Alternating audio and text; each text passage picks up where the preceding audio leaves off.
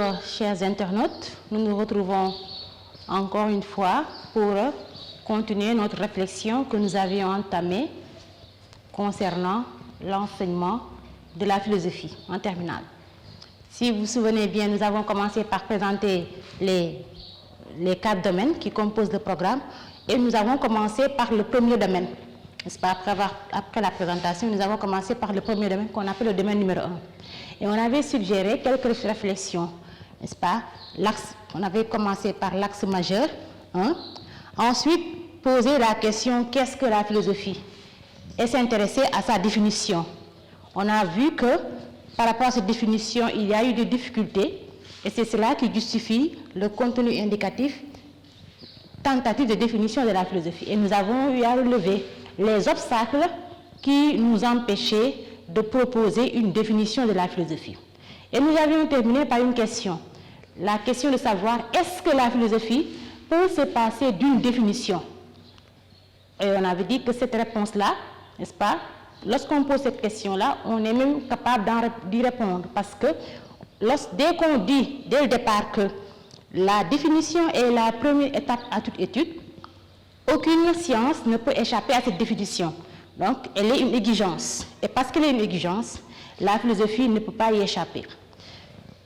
Donc, malgré les difficultés auxquelles nous avons pu faire face en tentant de la définir, malgré ces difficultés-là, il va falloir qu'on trouve des solutions pour contourner ces obstacles-là et passer à la définition ou bien savoir ce qu'elle est et ce qu'elle n'est pas. La question donc que l'on va poser, c'est que par quels moyens pourrait-on avoir quelques éléments sur la discipline afin de pouvoir la définir? Et on a vu que l'axe majeur nous indique les origines, nous dit les origines. On pourrait se dire, est-ce que la question de ces origines ne nous permet pas, lorsqu'on fait appel à ces origines dont nous parle l'axe majeur, cela ne nous permettrait pas de connaître ou bien d'avoir des éléments fiables qui nous permettront de définir cette discipline. Et c'est ce qu'on va faire. On va faire appel à ces origines. Et l'axe majeur nous dit les origines, donc il y a plusieurs origines. On va commencer par la première origine, qui nous permettra de faire ce qu'on appelle la délimitation chronologique. C'est-à-dire qu'on va chercher à dater la naissance, le lieu de naissance, et à l'époque où cette philosophie-là est née, pour pouvoir au moins recueillir quelques éléments, quelques informations. Donc, on va mettre ici délimitation chronologique. Délimitation chronologique. Et la délimitation chronologique fait appel à une première origine qu'on appelle origine géographique. Origine géographique. Qu'est-ce que l'origine géographique? L'origine géographique répond à 2 questions. Où et quand? On peut se poser cette question, puisqu'on ne connaît pas la philosophie, on peut se poser la question, mais où et quand cette forme de connaissance est-elle née? En quel lieu? En quel endroit? Et à quelle époque? La réponse à cette question nous sera fournie par Edmund Husserl, qui est un philosophe allemand, qui nous dit que la philosophie est née au 7e et 6e siècle avant Jésus-Christ. Ça renvoie ici à l'époque. Maintenant, où? Dans la Grèce antique. La philosophie est née dans la Grèce antique à partir du 7e et du 6e siècle avant Jésus-Christ. Donc, ça remonte à une époque qu'on appelle l'Antiquité. C'est une époque assez lointaine, n'est-ce pas? Parce que lorsqu'on dit 7e et 6e siècle, ça veut dire quoi? Que Lorsque la philosophie est née, il restait entre 7 siècles et 6 siècles avant la naissance de Jésus-Christ. Jésus-Christ, n'est-ce pas, et Jésus-Christ, la naissance de Jésus-Christ, c'est à partir de sa naissance qu'on date notre ère. Par exemple, de sa naissance jusqu'à maintenant, c'est 2018 années. Maintenant, lorsqu'il restait, avant sa naissance, 7 et 6 siècles, c'est à cette époque-là que la philosophie est née. Donc, c'est une époque qui est assez lointaine, n'est-ce pas, et qui remonte à l'Antiquité. Lorsque l'on dit cela, lorsque l'on dit que la philosophie est née du 7e au 6e siècle avant Jésus-Christ, dans l'Antiquité grecque, ça nous renseigne un peu sur la philosophie. On peut se dire que peut-être que les premiers philosophes étaient de nationalité grecque, n'est-ce pas? Et la naissance de la philosophie renvoie à une nationalité, c'est-à-dire à une nation. C'est-à-dire qu'elle est née dans une nation qu'on appelle la nation Grèce, n'est-ce pas? Et les premiers philosophes pourraient être de nationalité grecque. Maintenant, à quoi ça consiste, n'est-ce pas? Qu'est-ce qu'ils ont fait pour qu'on puisse parler de philosophie à cette époque-là? Pour pouvoir comprendre, savoir ce qu'ils ont fait, on va remonter, on va s'intéresser, n'est-ce pas, à ce qui se faisait à l'époque, avant la naissance de la philosophie.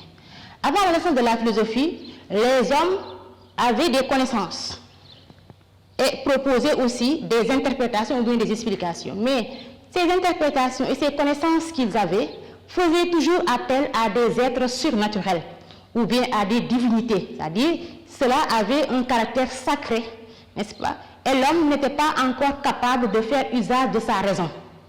Ces interprétations-là qui faisaient appel à des êtres surnaturels ou bien à des divinités, ce sont ces formes de connaissances-là qu'on appelle le mythe. Et la naissance de la philosophie va permettre de se départir de ces interprétations qui reposaient sur le mythe pour arriver à une explication rationnelle qu'on appelle le logos.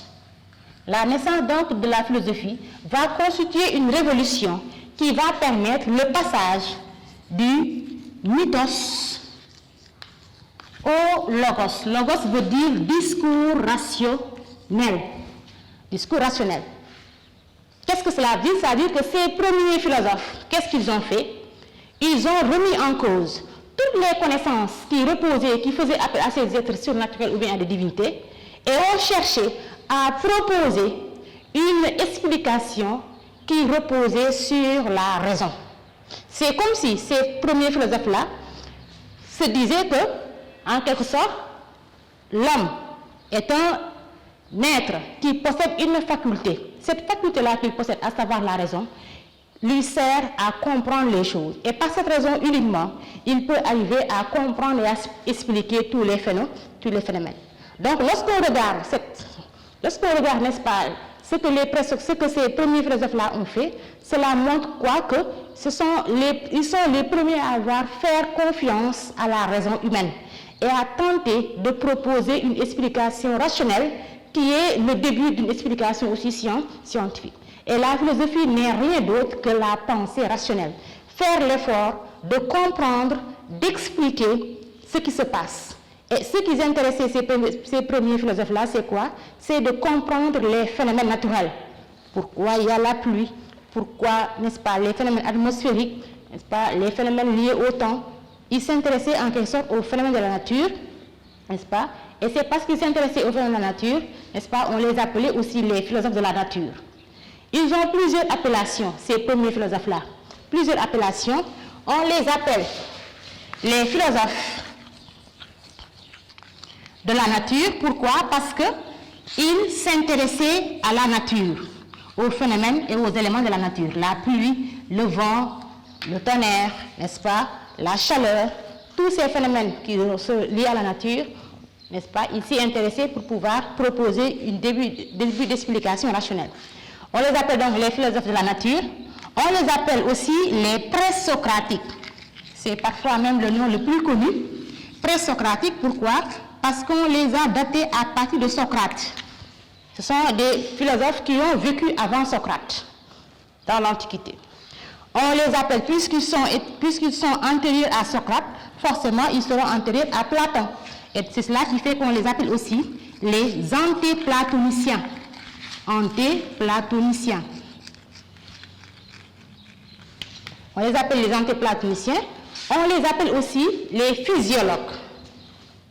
On les appelle aussi les physiologues. Pourquoi on les appelle les physiologues? Parce que à partir du mot physiologue, lorsqu'on dit physiologue, ça veut dire quoi? Qu'il y a physis. Physis veut dire nature. Lorsqu'on regarde la science physique, c'est une science naturelle, n'est-ce pas? Physique, n'est-ce pas, veut dire physis en grec. Physis veut dire nature.